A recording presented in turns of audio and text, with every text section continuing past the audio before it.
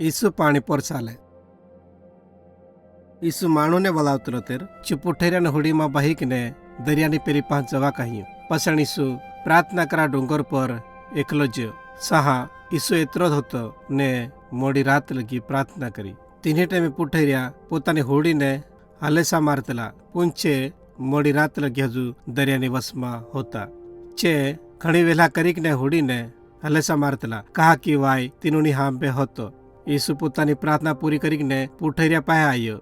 ચે પાણી પર ચાલીકને તીનુની હોડી ખમી આવ્યો. પુઠેરિયા ઈસુને ભાળ્યો તેર ગભરાઈ ગયા. કહા કી છે વિચાર્યું કી ઈયુ ભૂતળો હયો. ઈસુ જાણી જો કી છે ગભરાઈ ગયા. તેને ઈસુ આડીને કહ્યું બેહવાની મેં હોયો.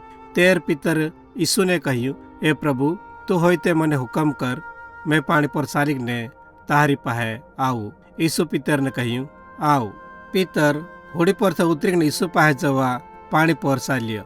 પણ થોડીક વાર પસણ છું ઈસુ પર નજર ની રાખી ને સોલ ખમી ફાળ્યું. તેર પિતર ગભરાઈ ગયો ને પાણીમાં ડૂબવા લાગ્યો.